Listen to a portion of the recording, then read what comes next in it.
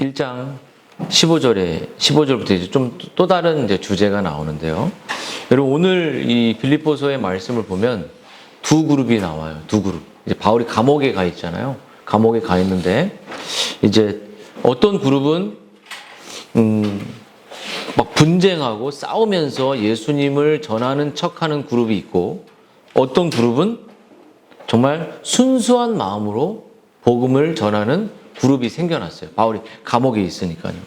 근데 오늘 두 그룹의 이야기를 하면서 우리의 모습을 돌아보라고 말하는 거죠. 근데 뭐냐면 1장 15절부터 18절에는 이제 그리스도를, 어떤 그룹은 그리스도를 이제 전파하는데, 이 전파하는 건 뭐냐면 둘 다 공개적으로 그리스도를 선포하는 거예요. 근데 그 두 그룹의 특징은, 어떤 그룹은 이기적으로 하는 그룹이 있고 어떤 그룹은 순수한 마음으로 한다. 이런 두 그룹이 나오게 됐어요. 여러분, 그런데 오늘 첫 번째로 첫 번째 소개할 그룹은 뭐냐면, 그리스도를 전하기 전에 그리스도를 말하곤 말하지만 투기와 분쟁으로, 시기와 경쟁으로 예수님을 전하는 그룹을 먼저 소개하려고 합니다. 왜냐하면 어떤 이들은 15절에 보면 투기와 분쟁으로, 어떤 이들은 착한 뜻으로 한다, 이렇게 말했어요. 그리스도를 전파한다는 건 선포한다는 건데, 여러분 이들은 왜 이 투기라는 말을 보면, 투기가 뭐냐면 헬라어로는 뭐라고 말해요? 번역된 헬라어로는 뭐라고 나오냐면, 타인의 성공이나 소유나 타인이 받는 대접을 질투해 반발심이 나는 거예요. 바울이 높아지고 예수 그리스도가 높아지는 것에 대해서 시기하는 마음이 생겼어요. 바울이 이렇게 감옥에 있음에도 불구하고 막 복음이 전파되고, 막 바울이 감옥에 갇혀 있음에도 불구하고 막 사람들이 용기를 내니까 시기심이 생겨버린 거예요. 이제 이 부분을 좀 제가 설명하려고 해요. 그래서 잘 되는 걸 못 봐. 이렇게 남이 너무 잘 되는 게 너무 배알이 꼴리고 별로 좋지가 않은 거야. 우리 친구들 어때요? 우리 보면은 목사님은 우리 김성욱 집사님이 너무 잘하면 그게 제일 기뻐. 어떤 분이 그러더라고. 조회수가 더 작아, 이렇게 말해도 기분이 정말 좋아. 기분이 좋아. 너무 좋아. 상관없거든. 여러분, 마가복음에 뭐라고 하냐면, 그러니까 이런 인간의 욕망은, 인간의 그 마음속에 어떤 욕망이 있냐면, 영화 같은 거 보면 1등 되고 싶어서 누구를 막 강하게 막 못되게 하는 사람, 영화들 많잖아요. 그런 거. 이 사람들이 시기로 그런 마음이, 그래서 이 사람들 마음에 뭐가 있냐면, 내가 높아져야 되는데 사도 바울이 높아지네.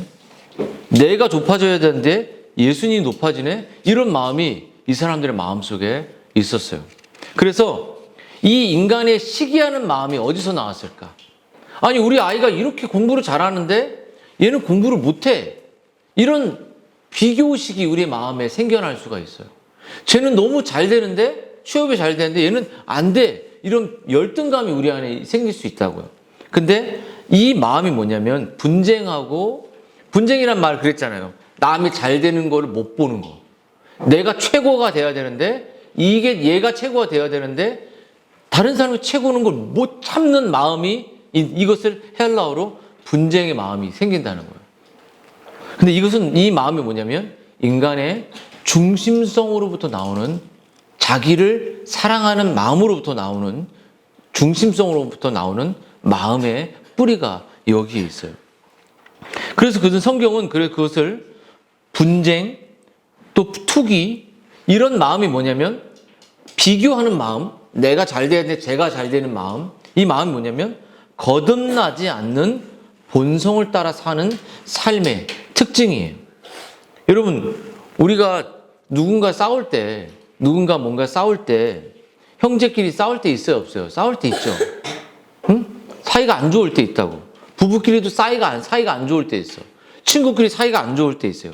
근데 이런 불화가 나오는 이 이유는 뭐냐면, 결국 그 내면에 자기 중심성이 존재하기 때문이에요. 이건 누구 때문이야? 이건 뭐 때문에 잘못했어? 라는 자기 중심성이 자기는 그렇지 않다고 말해도 이 중심성이 나오는 순간 어떻게 되면 분쟁이 생겨요. 미움이 생겨요. 여러분, 한국 사회를 우리가 돌아볼 때 사회는 평등, 공정, 정의, 바른 거 이런 얘기를 우리 교회 이름도 바른 길, 그 바른 걸 뭔가 말하잖아요. 근데 여러분, 보수주의, 우리가 좋아하는 보수주의, 보수, 또 진보주의 이런 얘기를 많이 하잖아요. 근데 여러분, 보수주의든 진보주의든 정의를 다 외칠 때 그 가운데 뭐가 들어가 있냐면 물질. 괜찮아요. 네, 일단 괜찮습니다. 물질주의가 다 들어가 있어요. 물질. 뭐냐면 여러분, 교회는 어떠냐면 교회는 보수를 강조하고 보수의 기독교는 개혁주의는 보수여야 돼 이렇게 말하면서 보수를 추구하는 사람들도 물질주의를 이걸로 돈을 법니다. 또 진보를 추구하는 사람들도 사회 정의를 외쳐야 되라고 말하지만 결국 그 정의 뒤에 그 약자들 여러 사람들을 하면서 거기에 수익을 내요. 그걸로 먹고 살아요. 여러분, 정말 성경적 정의라고 외치는 정의가 얼마나 있을지 돌아보게 되죠. 여러분, 성경은 이 모든 것을 육체와 본성이 원하는 것을 따라 살아가는 사람들의 마음속에 있는 중심성이라고 말합니다. 여러분, 우리 신자의 마음속에 사도 바울이 뭐라고 말하냐면 나보다 남을 낮게 여겨라. 나보다 저 사람이 훨씬 더 낫다. 이런 마음을 가지라고, 그 겸손한 마음을 가지라고 말하죠. 그리고 다른 사람의 마음을 이해하고 한 마음이 되도록 정말 그러한 마음을 가지라고 바울이 이야기하거든요.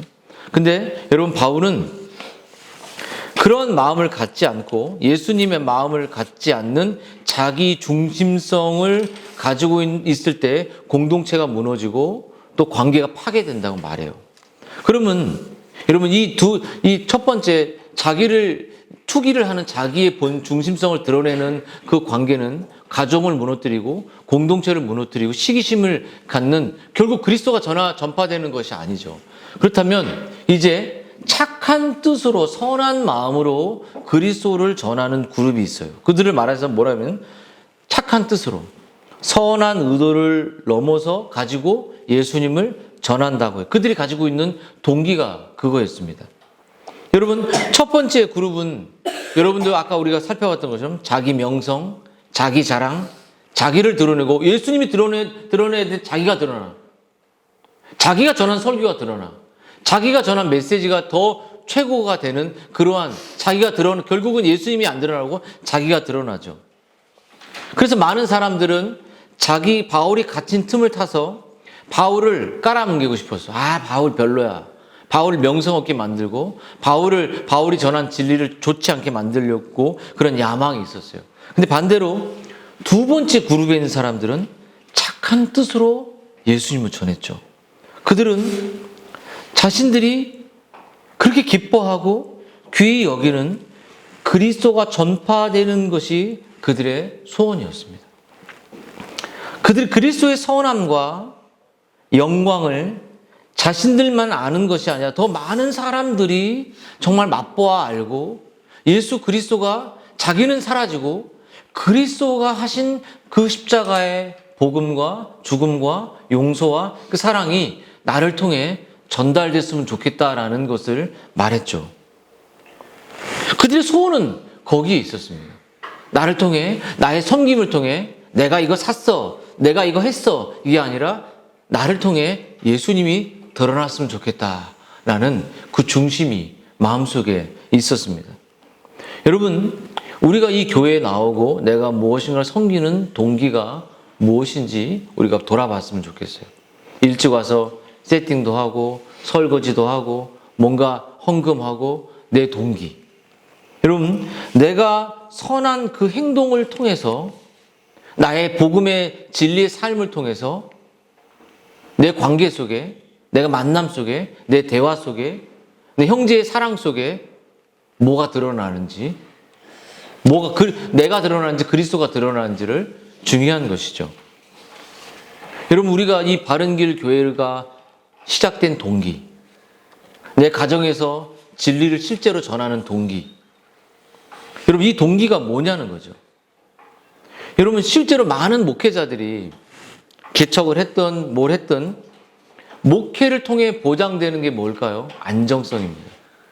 제가 이제 개척을 김성욱 집사님 내외 가족과 개척을 하면서 그 전에 청빙지원서를 대단히 많이 냈어요. 너무 힘들더라고요. 나를 하나도 안 받아줘서. 근데 청빙지원서를 내면서 제 안에 소망했던 건 뭐냐면 안정성입니다. 경제적인 안정성, 사례가 풍성하고 교육비 다 책임져주고 자동차도 뭐 줄 수도 있잖아요. 이런 거. 이런 것만, 그 안정성만 바라보고, 그래서 우리가 미국에서 이렇게 올 때 방배동의 방을 선택할 때 어느 교회를 선택하냐 뭐 중요하지 않았어. 누가 추천해 주겠지만 방이 3개래, 거기가. 방 3개. 그래서 그 교회를 선택해 버렸어. 그러니까는 이런 경제적 안정이 우리 애들에게 편함을 주는 거예요. 근데 여러분 감사한 것은 여러분 이 순수한 마음, 선한 마음으로 그리스도가 전파되기를 원했던 이 그룹의 사람들의 마음 속에는 정말 죄인이 회개하고 또 구원받고 그리스도의 영광을 위해서 자기가 하나님께 쓰임받고 싶은 그 동기가 그들의 마음속에는 가득했습니다. 여러분, 하나님의 영광과 그 계시된 이 진리가 자기뿐만 아니라 다른 사람들에게도 어떻게든 전달됐으면 좋겠다. 그것만이 아니라 정말 그들의 삶의 목적이 거기에 있었죠.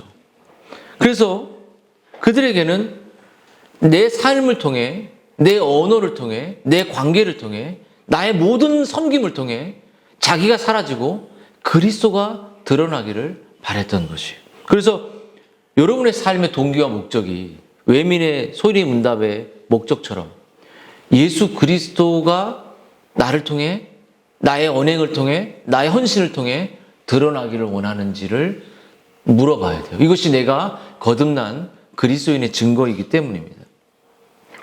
어떤 이들은 특위와 분쟁, 시기심으로 내가 대접받아야 하는데 그리스도를 말하긴 해. 근데 자기가 드러나 결국. 이런 삶을 살 거냐? 아니면 정말 착한 뜻으로 오직 나는 없어지고 휘필드가 말하는 것처럼 세례 요한이 말하는 것처럼 나는 쇠해지고 그리스도는 흥해야 된다.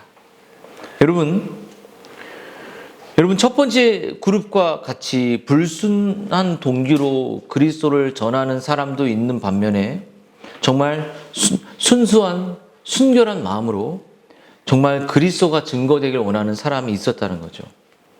여러분, 이들은 그리스도의 십자가가 깊이 드러나기를 바랬죠. 여러분, 예수님의 십자가와 고난 또 이 진리를 이 수많은 사람들이 바울의 멤버들이 어떻게 회심한지 아십니까? 단지 바울의 사상을 전해서 회심한 게 아니라 루디아나 그 감옥의 간수나 또 그 귀신 들린 여자가 어떻게 바울의 개척 멤버가 됐냐면 너 안의 집은 예수 그리스도의 이름으로 구원을 얻을 것이다 라는 그리스도의 진리를 전했을 때 그들이 구원을 받았어요. 그러니까는 자기의 이념, 자기의 가치, 그것을 청교도를 이용하든 그것을 무엇을 하든지 간에 그 중심에 자기의 설교의 중점이 드러나는 것이 아니라 오직 자기가 사라지고 그리스도가 남을 때의 영적인 회심과 변화가 일어나는 거죠. 여러분, 예수 그리스도 십자가에 못 박히고 부활하신 예수 그리스도를 우리가 증거해야 되고 드러내야 되죠. 여러분, 다른 종교와 하늘과 땅의 차이를 만들어내는 증거의 내용은 다름 아닌 예수 그리스도를 분명하게 그리스도만을 드러내는 것이죠. 여러분, 무엇보다 여러분 교회는 승천하시고 살아계신 그리스도를 머리로 하는 그의 몸이요 그의 영이 거하시는 성령의 전입니다. 예수 그리스도는 우리의 모퉁이 돌이죠. 오늘도 예수 그리스도를 우리가 불러야 되고 기도할 때든 생각할 때든 찬양할 때든 밥 먹을 때든 가족과 대화할 때든 공부할 때든 열심히 내가 직장에 일을 할 때든 여러분 예수 그리스도를 이야기하고 그리스도 때문에 공부하고 그리스도 때문에 직장 생활하고 그리스도 때문에 성경을 나누고 그리스도를 전하는 데 내 마음이 있어야 돼요. 여러분 어떻게 사도 바울은 자기가 그리스도만을 전할 수 있었을까요? 그리고 왜 그들은 순수한 마음으로 그리스도만 드러나길 바랬을까요? 여러분 그것은 뭐냐면 오늘 성경에 나와 있습니다. 그것은 뭐냐면 우리가 바울이 이렇게 착한 뜻으로 그리스도를 전파하는 이들이 사랑으로 그렇게 하는 이유를 말하는 이유는 뭐냐면 그들이 오늘 성경에 보면 세우심을 받았다라고 말해요. 세우심. 여러분 성경에 세우심을 받았다라고 말하는 말은 군사적인 용어예요. 군사적. 우리가 세우심을 받았다. 여러분 여기서 세우심을 받았다는 말은 뭐냐면 하나님의 종으로 하나님의 군사로 세움을 받았다는 거죠. 여러분 성경에 시므온이라는 사람도 어떤 세움을 받았냐면 그가 말을 통해 이스라엘에게 흥하고 패하는 그 말을 전하는 세우심을 받은 그러한 종으로 시므온을 불렀어요. 여러분 세움을 받았다는 말은 뭐냐면 내가 누군지 알고 있다는 것이죠. 내가 어떤 군사로 세움을 받았는지, 내가 어떤 주님의 종으로 세움을 받았는지, 내가 어떤 사람으로 이 교회에 와 있는지를 세움을 받았던 자기 이해를 갖고 있습니다. 여러분, 세움을 받은 사람, 하나님이 내가 불러서 여기 와 있다. 내가 그냥 떠밀려서 여기 와 있다는 게 아니라 하나님이 나를 불러서 여기 와 있다는 세움을 받았다는 것 말은 하나님이 나를 불러서 주의 종으로 주의 길로 바른 길로 가도록 세움을 받았다는 그 사람들의 마음에는 자기 연민이나 자기 열등감이나 자기 감정이나 자기 환경에 막 얽매이지가 않아요. 보통 우리가 지칠 때 내가 상처받았어. 너무 힘들어. 라고 말하는 사람들도 많이 있잖아요. 근데 그 사도 바울은 여기 이렇게 말해요. 그는 감옥에 있었지만 그는 여전히 그리스도의 군사로 그리고 디모데에게도 말해요. 군사로 부름받은 사람은 환경에 매이지 않는다. 이렇게 말했어요. 그래서 나를 좀 알아줘라. 그래 자기 연민이나 자기 감정에 사도 바울이 매여 있다면 감옥에서 펑펑 울었겠죠. 그렇지 않았어요. 그러면 여러분이 남편이든 여러분의 아내든 부모이든 자녀이든 직장의 상사와 직장의 부하 직원이든 또 말단의 직원이든 교회를 개척했든 교회를 목회하든 교회 성경을 가르치는 사람이든 간에 당신의 상황이 무엇이든 우리의 상황이 무엇이든 간에 하나님은 다 아실 뿐만 아니라 하나님은 우리를 그 자리에 아내와 역할로 우리를 세웠다는 것이에요. 여러분 그곳에서 그리스도의 군사로 그리스도의 신부로 그리스도의 지체로 그리스도의 형제로 복음을 위해 살기로 빌립보 성도들은 마음을 먹었다. 내가 세움을 받았다. 내가 이곳에서 그리스도의 군사로 하나님의 종으로 세움을 받았다. 그래서 디모데후서에 이렇게 말해요. 너는 그리스도 예수의 좋은 병사로 나와 함께 고난을 받으라. 병사로 복무하는 자는 자기 생활에, 자기의 감정에, 자기의 마음에, 자기의 환경에 얽매이는 자가 하나도 없나니 이는 병사로 모집한 자들을 오히려 기쁘게 하는 사람이라고 말했습니다. 여러분 내가 부름을 받았다라는 세움을 받았다라는 것. 그러면 여러분 이 빌립보 성도들이 순수한 마음, 오직 그리스도만 증거되기를 원하는 마음으로 그 마음뿐만 아니라 자기가 그 증거를 위하여 그런 동기를 갖고 세움을 받았다는 사람들이 하는 것이 뭐냐면 오늘 성경에 16절에 뭐라고 하냐면 내가 이 복음을 변증하기 위하여 세우심을 받았다는 거예요. 세움을 받았는데 복음을 변증할 수 있어야 됩니다. 복음을 변증. 여러분 이 복음의 변증은 변증이 뭘까요? 변호, 설명, 증명해내는 겁니다. 이 변호를. 교리의 변증. 진리를 구체적으로 언어와 삶으로 내 안에 명확하게 변증할 수 있어야 돼요. 그리스도인들은. 그렇죠. 그래서 그럼 여러분 간단히 말해서 진리로서의 복음을 가장 소중한 가치, 내가 알고 있는 이 진리가 가장 소중하잖아요. 예수 그리스도 가장 소중하잖아요. 이 진리를 가장 탁월하고 분명하게 변증하고 말할 수 있어야 됩니다. 왜냐하면 여러분 이 진리를 변증한다는 것은 여러분 진리의 복음의 소중한 가치를 우리가 나타내야 되는데 그것은 입술의 말이나 글을 통해서 이루어지는 것은 물론입니다. 그렇죠?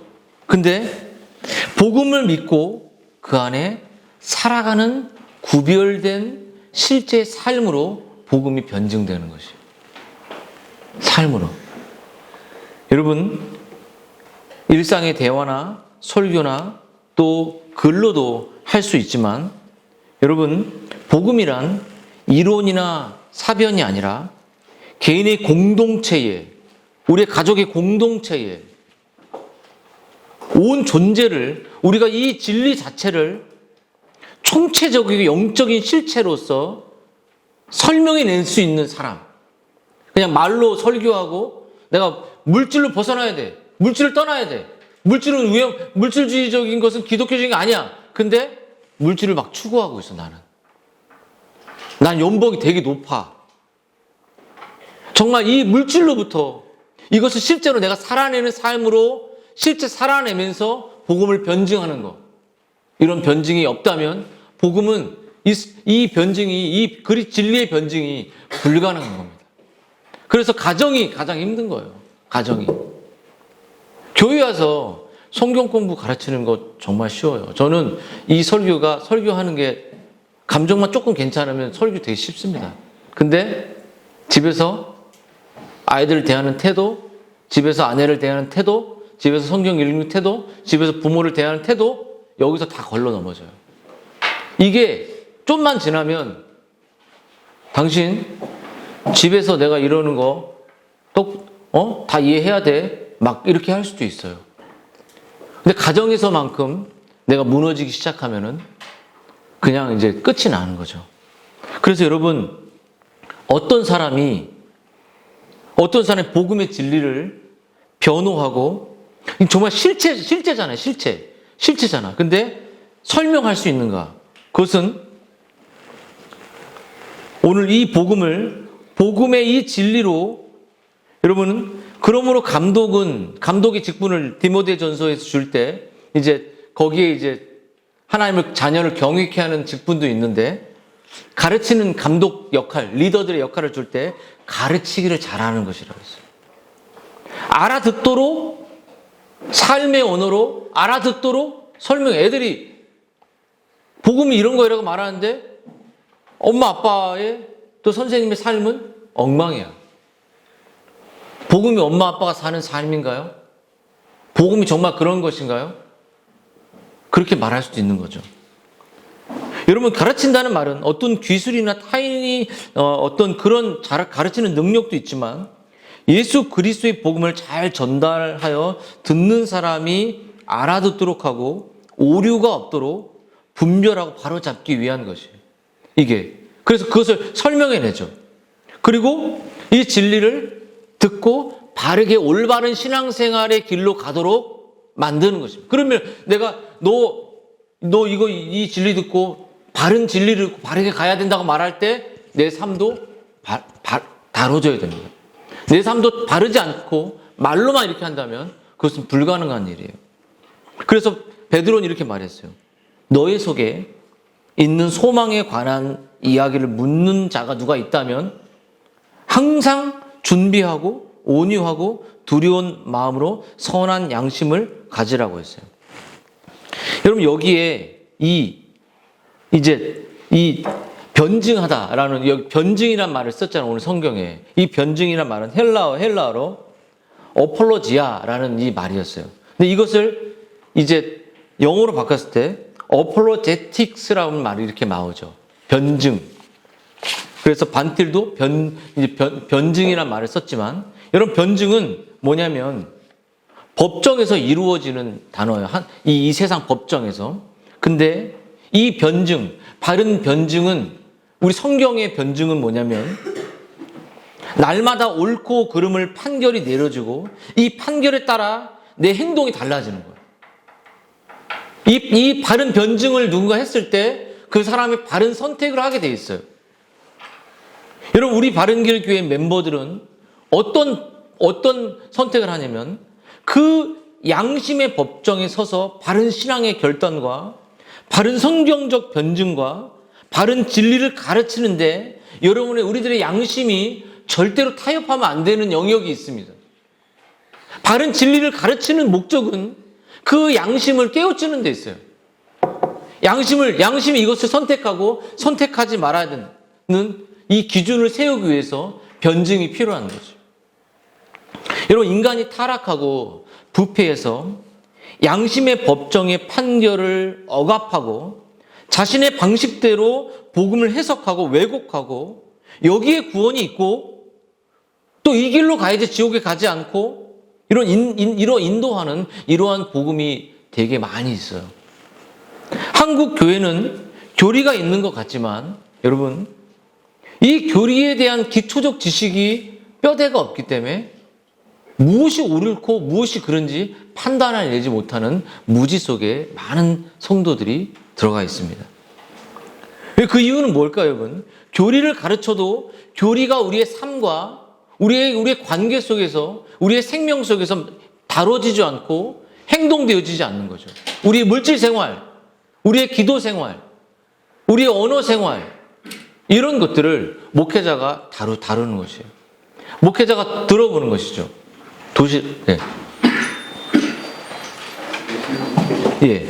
그래서 이 기초적이고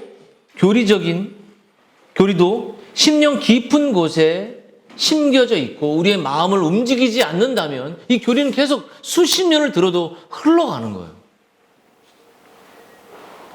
저는 그런 이 실제적 교리가 없는 부분을 되게 안타까워 생각합니다. 여러분, 거짓 진리는 우리의 생각과 판단을 맹목으로 만들어. 그리스도를 집중해야 되는데 사람을 집중하게 만듭니다. 우리의 선한 것과 악한 것을 판단하지 못하게 하는 우리를 무디게 만들어요. 그리고 여기 교회에 헌신하면 내가 참된 헌신과 구원이 있다고 생각하죠. 그러나 여러분, 거듭난 자라면 바른 신학과 바른 교리의 균형을 갖고 있다면 그 여러분의 양심이 움직이게 되어 있어요. 양심이 판단하게 되어 있습니다. 그럼 여러분, 우리가 바르게 변증할 수 있는, 바르게 복음을 어떻게 변증할 수 있는가? 그럼 첫 번째 여러분 어떻게 해야 될까요? 어떤 속성 코스를 들어가야 될까요? 단기 코스를 들어가야 될까요? 어떤 명강사가 와서 교리를 가르쳐야 될까요? 어떤 성경 공부를 겁나게 많이 해야지 이 교리를 변증해낼 수 있을까요? 밤낮으로 독서실을 다니고 인터넷 강의를 들으면서 명강사가 이것을 해야 될까요? 그렇지 않습니다. 그것은 여러분, 우선 첫째로 진리를 배워야 됩니다. 그리고 진리를 배우고 진리로 지금 여러분의 양심의 소리에 순종하고 변화되어야 돼요. 즉각적으로. 여러분, 성경을 듣고 여러분의 양심에 외치는 것대로 순종하셔야 돼요. 성경은 우리의 선한 양심을 거듭나게 하고 우리의 양심을 소리칠 때 그 양심이 우리에게 이대로 행동해라고 말합니다. 늦게 끝나고 직장 갔다 와서 뭘 할 때 우리의 마음속에 나 이러면 안 되지, 이런 소리가 들립니까? 안 들립니까? 들리죠. 그때 즉각적으로 그것을 실천한 겁니다. 여러분, 하늘 법정에서 판결의 근거로 사용되는 것은 다름 아닌 우리 손에 들린 성경입니다. 성경을 따라 우리의 양심의 법정을, 우리 양심을 계속 재편성하는 거예요. 내가 옳지 않았다. 내 감정이 아니에요. 내 공감이 아닙니다. 성경 말씀을 따라 우리의 마음을 날마다 조정하고 우리의 양심에 따라 우리의 판단을 바르게 해야 되죠. 그럼 여러분, 우리 바른 길 교회, 또 바른 신앙, 바른 성도, 바른 가정, 바른 교회의 길로 갈 수 있는 힘은 정말 하나님의 말씀을 통해서 내 양심이 조명을 받고 내 양심에 의해서 진리를 따라 즉각적으로 순종하는 겁니다. 여러분, 하나님은 어떤 분이죠? 이미 완전하신 분이라고 오늘 배웠잖아요. 무한하신 분이죠. 부족함이 없는 분이죠. 하나님 우리에게 원하시는 것은 네 감정보다, 네 환경보다 나를 의지하기를 원하세요. 또 의지하고 그분을 따라가기를 원하죠. 여러분, 우리가 그럼 어떻게 해야 될까요? 여러분, 사도 바울이나 빌립보 성도들이 이렇게 순수한 마음으로 죽음을 무릅쓰고 예수 그리스도를 변증했던 이유는, 여러분, 자신이 이 사명을 다 바칠 수 있는 이유는 우리를 위해서, 우리를 변호해 주기 위해서, 우리의 죄를 용서해 주기 위해서, 그 하늘의 영원한 심판에 우리의 죄와 우리의 허물과 우리의 진노를, 저 사람 내 죄, 저 친구의 죄를 내가 다 용서했습니다. 저 친구는 더 이상 죄가 없습니다. 이렇게 우리를 변호해 주기 위해서 하나님이 누구를 보내셨죠? 그 아들을 보내셨죠. 그 아들이 여러분이 하나님의 심판대 앞에 설 때 우리의 죄를 변호할 것이고, 성령께서도 우리의 죄 없음을 증거하실 겁니다. 여러분, 그것을 위해서 사도 바울이 그 진리를 알았기 때문에 나는 내 생명을 조금도 귀한 것으로 아끼지 않았다고 말해요. 그리고 복음을 전하는 것에 내가 사용됐다고 말하죠. 여러분, 어떻습니까? 예수님을 위해서 여러분 공부하고, 예수님이 이 고난에, 저는 그렇게 생각해요. 성찬식이 그냥 이벤트적으로 할 바에는 여러분의 마음속에 주님을 위해서 시간을 드리고, 주님이 드러나는 데 내가 사용되어지고, 예수 그리스도께서 나를 위해서 죽으시고 용서하신 그 복음의 진리가 드러나는 것에 내가 쓰임받고 싶지 않다면, 여러분, 성찬식은 그냥 기념하기 위한 것이겠죠. 여러분, 바울이 그렇게 말했습니다. 내가 살든지 죽든지 내 몸에서, 내 삶에서 그리스도가 존귀하게 되는 것이다 라고 빌립보서 1장 20절 이렇게 말해요. 내가 살든지 죽든지 내 몸에서, 내 삶의 전부에서 예수 그리스도가 드러났으면 좋겠다. 예수 그리스도가 정말 내 삶의 언어로, 삶의 모습으로, 나의 공부로, 나의 노력으로, 나의 인내로, 나의 몸부림으로 예수님이 드러났으면 좋겠다라는 이 마음이 바울 사도 안에 동기가 있었고, 이 마음 안에 그래서 변증을 했고, 이것 때문에 사도 바울은 정말 삶을 그리스도께 드렸던 것이죠. 여러분, 이렇게 여러분들이 그렇게 정말 오직 그리스도를, 그만을 드러내는, 변증하고 그분의 영광을 드러내는 통로로 여러분 모두가 사용되어지기를 주님의 이름으로 축원드립니다. 아멘.